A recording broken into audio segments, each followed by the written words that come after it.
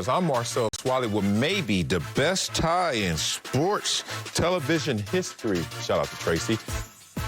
And that's Emmanuel Acho over there. What's up, Taffy? Bro, how you start the show off hating? You're right. If you start the show off hating, how you anticipate it ends? With hate? Wait till we talk.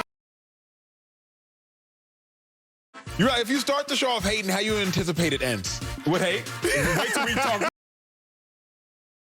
Giannis Bucks championship diminished super team titles. Fasten your seatbelt.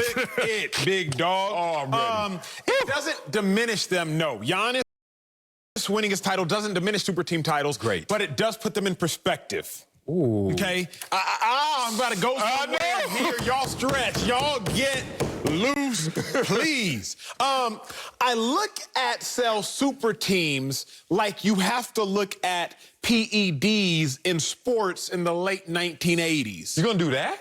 Here's why. Back it up. Remember, PEDs in sports in the 1980s, track and field, cycling, we knew everybody was blood doping. From Carl Lewis to Ben Johnson. Hey, okay, wait a minute. Okay. You can't say we can deny it in the same sentence. We can deny it. One got caught. We can deny it. We can deny it. One did not. Okay. Respect the great Carl Lewis. We're going to deny it. On TV, Stop it.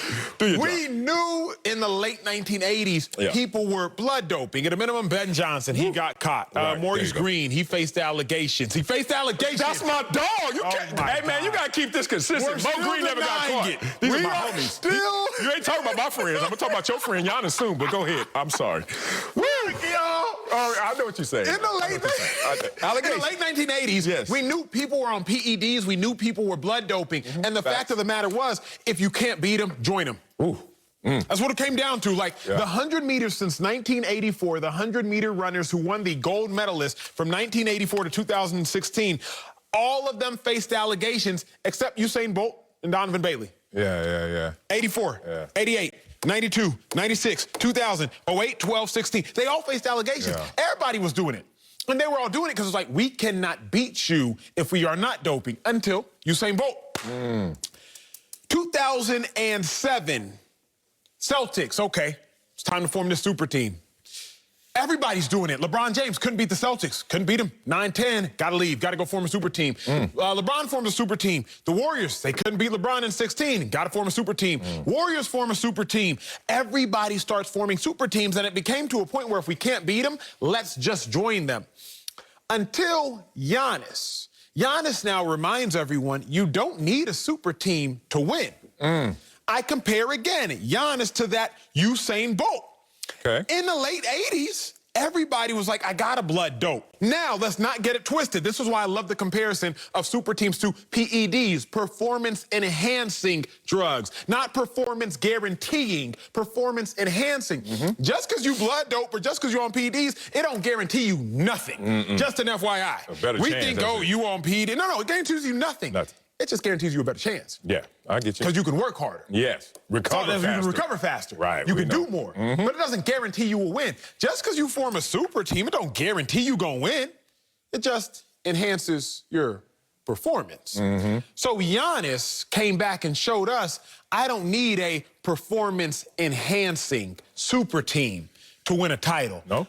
I can win a title with guys who I built from the ground up with as my sidekick in Chris Middleton. Okay. And so Giannis does not necessarily diminish super team titles, but it does put them accurately and adequately in perspective. Okay, let me just get this sidebar off before I respond to what this. other homies you need to defend? Man, look, Barry Bonds. Let me stop. But seriously, that's the same conversation Barry Bonds had, allegedly, about Mark McGuire and others who were already in front and were rigging the numbers, rigging the game, the performance. He said, well, hey, if I can't beat them, join them, because I was doing it as well, naturally. I get you.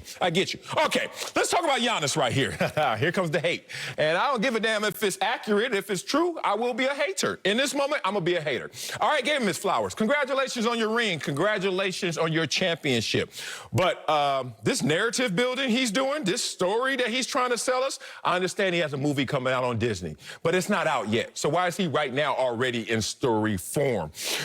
He is narrative building, and I'm not a fan of that. You know me well enough to know that. Let the ring speak for itself, and it speaks louder than anything else. But for you to try to sell us, nah. Sell you, don't sell us. Here's the problem. Giannis is at the top of the mountain right now. And since he's a superstar on this team, he's by himself at the top of the mountain. What you're not supposed to do at the top of the mountain is compare. Don't compare, prepare. As he is sometimes talking about next year and trying to create a dynasty. But then he catches himself in his story form, and he does one of the fatal flaws. Don't compare, prepare. And I'm hearing it because he's lost in the sauce of narrative building. Here's one narrative he's trying to build. That I did it the hardest way. I did it the toughest way. Respect my way more. I'd rather do it this way than any other way. One, that's a damn lie. You know why? Because you've never done it another way to even compare how that would feel to the way you did it. KD is sitting there like, how he know? Shaquille O'Neal sitting there like, how he know? LeBron James is sitting there like, how he know? He has nothing to compare this to. So when you start to give me a relative experience, when you have nothing else to relate to on a championship level, I already know you're a fraud. You're lying. Here's the thing. Let's not act like he did it by himself.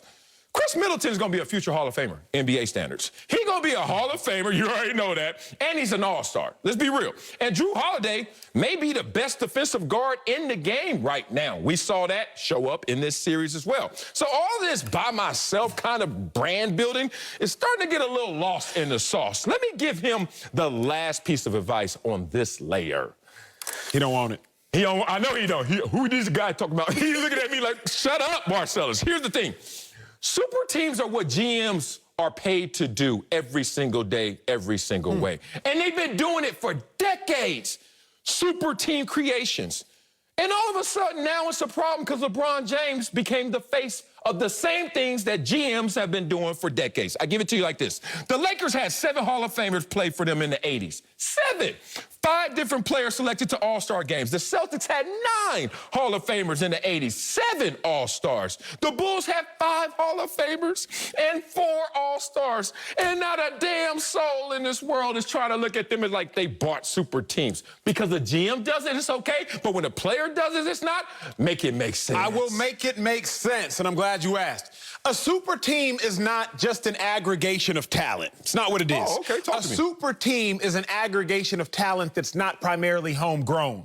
Why does that matter? It matters because it's like this. Well, let me hear what The San Antonio Spurs, in theory, they would have had a super team. Manu Ginobili, Tony Parker, there you go. Tim Duncan, there you go. Kawhi Leonard. All of that talent was homegrown in San Antonio. GM credit. All of it. So all you want to do is GM credit. Even the Bulls, if you will. Scottie Pippen, Michael Jordan. The primary nucleus of that talent. And Horace Grant, don't you do that. The nucleus of that talent. Horace was not a part of all 6. Or they switched him out for Dennis Rodman. Exactly. Making my point. But Super team. The nucleus. Even if you want to talk about Giannis, the nucleus of Giannis and Middleton is homegrown. Yes, there is Drew Holiday. Sure, there's P.J. Tucker, but the nucleus is homegrown. Okay. Middleton obviously spent the majority, 7 of his 8 years in Milwaukee.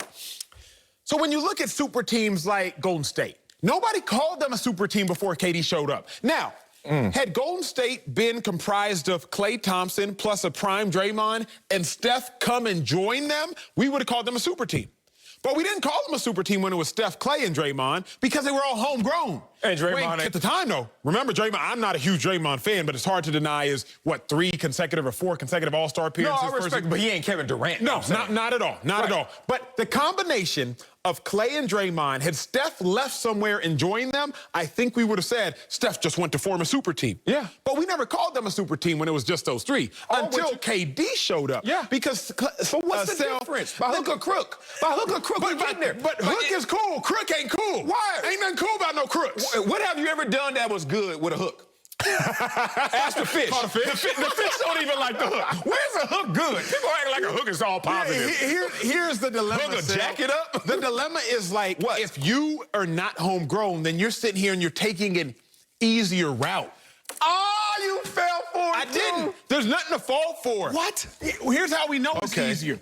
If it wasn't easier to win in Cleveland, LeBron would not have left. If it wasn't easier to win in Golden State, KD would not have left. If it wasn't easier to win somewhere else, Chris Paul would not be bouncing around, hop, skipping, and jumping everywhere he's trying to go. People leave for one reason. To your point of you can quit somewhere because you don't like it there, etc. But you can leave because you want to go find somewhere easier to achieve your goal. Yeah. We all desire to achieve our goals in this life, our objectives, whatever the case may be. You leave because you want to find an easier route to do so. That's not it, though. "Bump the